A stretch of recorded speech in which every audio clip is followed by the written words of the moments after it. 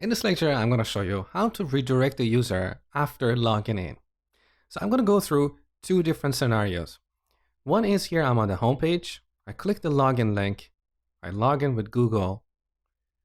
Now I'm back on the same page, on the login page. And it doesn't quite make sense. It would be better if we redirected the user to the home page, where they could potentially see the list of products. So here's one scenario. Now let's take a look at the other scenario. So I'm going to log out. This time I'm going to access the checkout page. So again, I'm redirected to the login page. But when I log in, I'm still on the login page. So we need to modify our implementation and redirect the user after logging in. Back in our auth guard, in the scenario where the user is not authenticated and we want to navigate them to the login page, here we want to pass a query parameter that determines the return URL. But how do we get this return URL? Well, if you look at the documentation for this canActivate interface, you can see this canActivate method takes two parameters, route and state. We're going to use this state parameter, which is of type router state snapshot. So back here, I'm going to add two parameters, route and state, which is of type router state snapshot. Let's import this type. With this parameter, we can get the URL that the user tried to access when this auth guard kicked in. So here, when calling the navigate method, I'm going to pass a second argument, which is our navigation extras object. Here we have a property called query params, which we use for sending any optional parameters. We set this to an object, and in this object, we're going to have a property like return URL, and we set this to this state argument dot URL. Let's see this in action. So back here, first I'm going to log out and then try to access the checkout page. Okay, look, I'm redirected to the login page, and here we have a query parameter called return URL, which is set to our checkout page. This was the first part of the puzzle. Now the second part. Here, when we click login with Google, we are redirected to Google for authentication. At this point, we're going to lose this value here. And at the time of recording this video, as far as I know, there is no way to pass this parameter to Google and get it back later. So we need to put it in local storage. And when the user returns from Google, we're going to read this local storage and redirect the user accordingly. So let's go back to our authentication service. So here, before sending the user to Google, we want to store the return URL in local storage. So here in the constructor, I'm going to add another parameter, private route of activated route. With this, we can get the current route and extract the return URL parameter. Now we have a compilation error here, cannot find module Firebase. Don't worry about it. I think there is something wrong with my TypeScript compiler. So here in the login method, I'm going to call this .route.snapshot.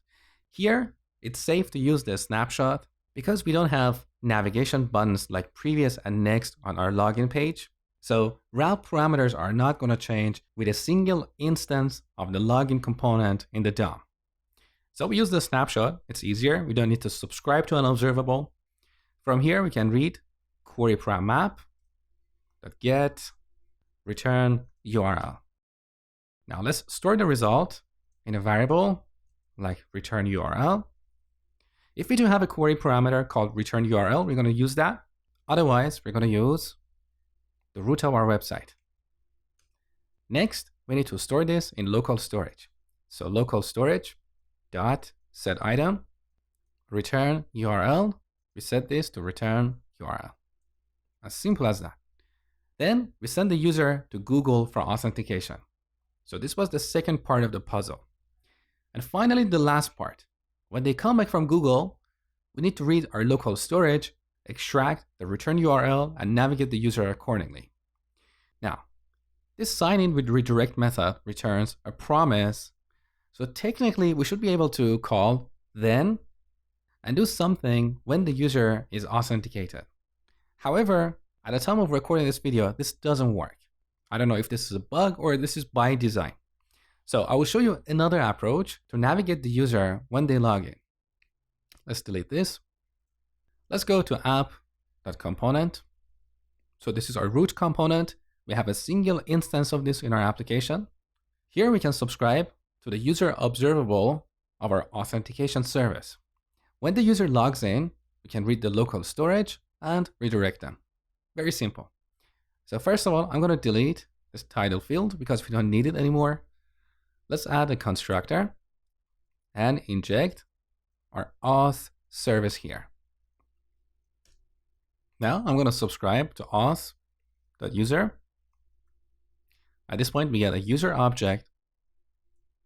Now, if we have a user, we're going to read the local storage. So local storage.get item of return URL. We store it in a variable. And then we need to navigate the user. So we need to inject a router here. So router of type router. And with this, we can call router.navigate by URL and give it this return URL variable. So every time the user logs in or logs out, this observable is going to emit a new value. If they log out, we don't have a user object. We receive null. That's why we have this conditional statement here. Now let's test the application. So once again, I'm going to access the checkout page. I get redirected to the login page. Let's log in with Google. Back here, it takes a second until we get the result from Firebase. And now you can see we are on the checkout page. Beautiful. And the other scenario is, if I go directly to the login page and log in, I should eventually be redirected to the home page. And now we are on the home page. Beautiful. Now I want to clarify something before we finish this lecture. Here I have subscribed to this observable, but there is no unsubscribe. Does it matter? In theory, yes. In practice, no. Because app component is the root component of our application. So we have a single instance of this component in the DOM. So with this implementation, we have a single subscription to this user observable. And of course, this subscription is going to be there throughout the lifetime of our application. If the user navigates away from our application, this subscription is not going to work anymore. So in this particular case, it doesn't really matter as much to unsubscribe, but for our other components that are added and removed dynamically in the DOM, we should make sure to unsubscribe, because if we don't unsubscribe from each of these subscriptions, they're going to lead to memory leaks. But in this case, it doesn't really matter. But if you want to unsubscribe, feel free to implement the undestroy interface.